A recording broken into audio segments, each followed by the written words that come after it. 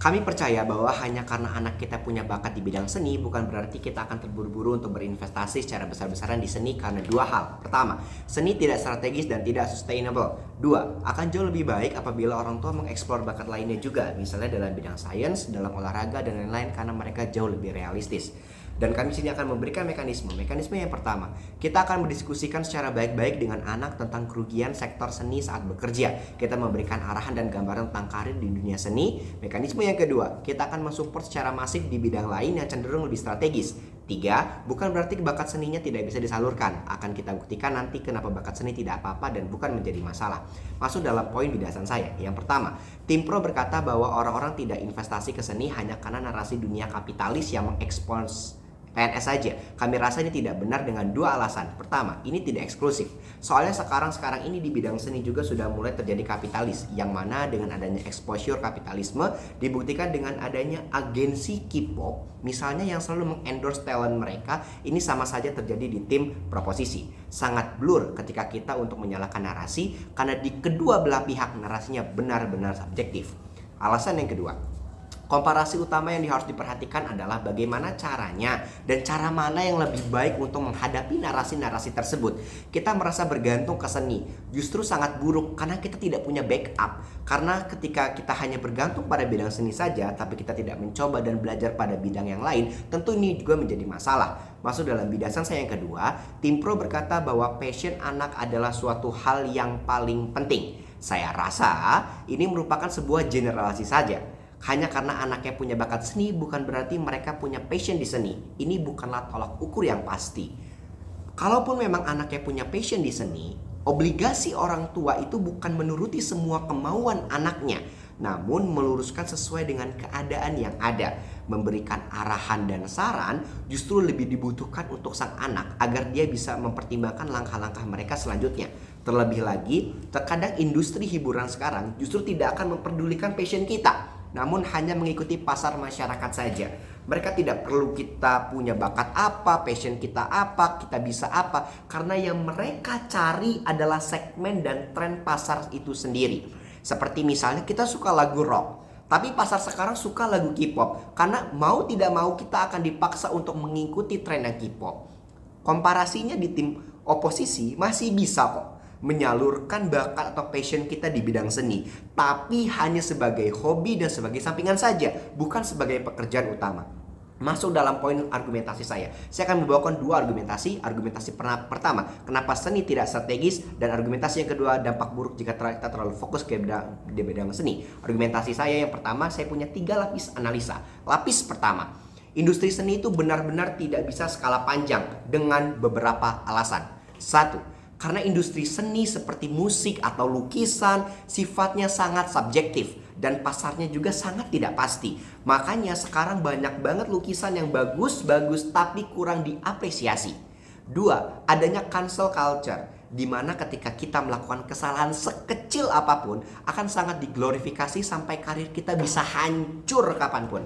Ketika seorang seniman misalnya terkenal hebat dan prestasinya yang luar biasa, namun jika ada kalanya dia melakukan suatu kesalahan, baik sekecil itu kesalahan yang dia lakukan, tetap akan menghancurkan nama baik kita sendiri. Contohnya Amber Heard. 3, tren dalam seni sangat cepat dan mudah berubah. Ketika kita masih trending, mungkin pasarnya akan ramai, tapi begitu trennya hilang, orang-orang akan pergi meninggalkan kita. Karena seni sifatnya tidak konsistensi dan tidak pasti. Mereka bisa berubah-berubah sesuai dengan segmentasi pasarnya. Lapis yang kedua, bakat saja tidaklah cukup untuk bisa sukses di bidang karir di bidang seni, dengan beberapa alasan. Pertama, sangat butuh relasi yang kuat.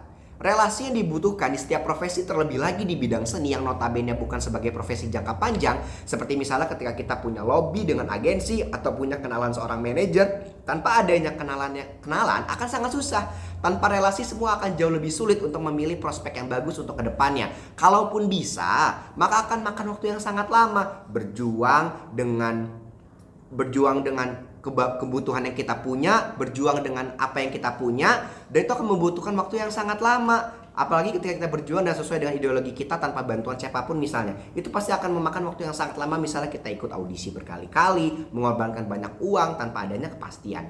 2, Di bidang seni kita butuh pesona dan privilege kecantikan agar bisa dilirik sama agensi. Ini tidak kita pungkiri bahwasannya untuk berkarir di bidang dunia seni, paras dan penampilan menjadi faktor yang harus diperhatikan. Bagaimanapun juga penampilan itu penting untuk tampil di dunia entertainment di dunia seni. Beauty standarnya kuat banget. Kalau kita jelek tapi kita punya suara yang bagus, kita tidak akan dipilih jadi artis terkenal. Tapi karena faktanya seperti itu, ini terjadi lain hal dengan kita yang memiliki suara yang cukup pas-pasan tapi punya paras yang cantik. Ini menjadi concern dan perhatian untuk mengangkat nama besar di bidang karya seni. Adanya kompetisi dengan relasi artis lama bersaing dengan yang lebih dulu terjun di bidang seni, ya harus menjadi perhatian ketika kita terjun di dunia seni, misalnya anak dari artis, keluarga artis dan lainnya, yang mana tentunya mereka akan jauh lebih mudah untuk mendapatkan exposure dibandingkan jika kita tidak membawa atau lahir dari seperti mereka. Lapis ketiga, komparasi dengan industri lain bagaimana? Industri lain jauh lebih pasti, jauh lebih bervariasi, dan jangka panjangnya pun akan lebih lama dan jelas. Dan selama kita punya skill atau kemampuan, kita pasti bisa diterima tanpa memperhatikan pesona yang kita punya.